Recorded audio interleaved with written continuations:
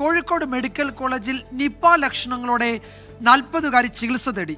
മലപ്പുറം സ്വദേശിനിയാണ് ചികിത്സ തേടിയത്. സ്ത്രീയുടെ ശവ പരിശോധന നടക്കേണ്ടതുണ്ട്. വിശദാംശങ്ങൾ അഭിജിത്ത് മുഴക്കുന്ന നൽകും കോഴിക്കോട്ട് നിന്ന്. അഭിജിത്ത്, ഇതിൽ എന്താണ് നമുക്ക് ലഭ്യമാകുന്ന വിവരങ്ങൾ? നിപ ലക്ഷണങ്ങളോടെയാണോ ചികിത്സ തേടിയത്?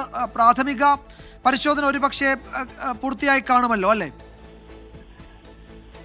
വിജയകുമാർ, ഈ സ്ത്രീയുടെ സ്രവം ശേഖരിച്ചിട്ടാണുള്ളത്. കോഴിക്കോടുള്ള വൈറോളജി ലാബിൽ നിന്ന് ഈ സ്രവത്തിന്റെ പരിശോധനാ ഫലം നാളെ രാവിലെ എത്തുമെന്നാണ് നമ്മൾ പ്രതീക്ഷിക്കുന്നത്. ആ പരിശോധനാ ഫലം വന്നതിന് ശേഷം മാത്രമേ നിപ്പയാണോ എന്നുള്ളതിൽ ഒരു സ്ഥിരീകരണം വരൂ.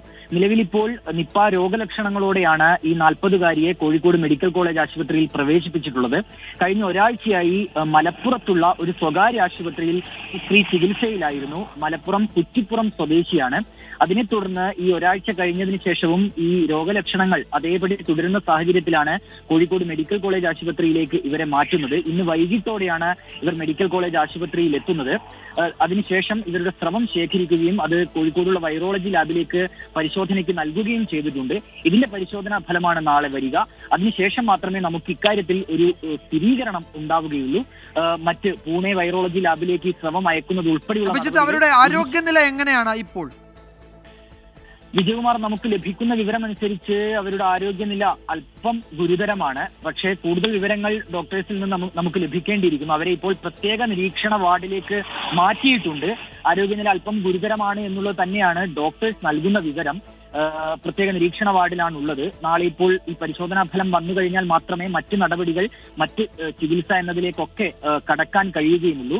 നമുക്കറിയാവുന്നതുപോലെ 6 മാസം മുൻപാണ് മലപ്പുറം വണ്ടൂരിൽ നിന്ന് ഒരു വിദ്യാർത്ഥിക്ക് നിപ്പ എന്ന് സ്ഥിരീകരിക്കുന്ന ഒരു സാഹചര്യം ഉണ്ടായിരുന്നു. ആ കുട്ടിയുടെ മരണം സംഭവിക്കുകയും ചെയ്തതാണ്. പിന്നീട് ഇപ്പോൾ 6 മാസത്തോളമായി അത്തരത്തിലുള്ള ഒരു പ്രശ്നം ഉണ്ടായിട്ടില്ല. ഏതായാലും വീണ്ടും ഇങ്ങനെ ഒരു സംശയം ഇവിടെ ഉണ്ടാവുകയാണ്. രോഗലക്ഷണങ്ങളോടെയാണ് ഈ 40-കാരി കോഴിക്കോട് മെഡിക്കൽ കോളേജ് ആശുപത്രിയിലേക്ക് എത്തുന്നത്. നിലവിൽ ഇവർ പ്രത്യേക വാർഡിൽ ഇവർ നിരീക്ഷണത്തിലാണ്.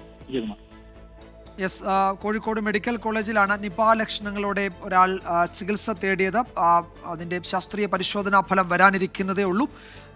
നാളെയോടുകൂടി അക്കാര്യത്തിൽ കൂടുതൽ വിവരങ്ങൾ ഔദ്യോഗികമായി നൽകും എന്നാണ് ഞങ്ങളുടെ പ്രതിനിധി അഭിജിത്ത് മുഴക്കുന്ന് റിപ്പോർട്ട് ചെയ്യുന്നത് കോഴിക്കോട് നിന്ന്.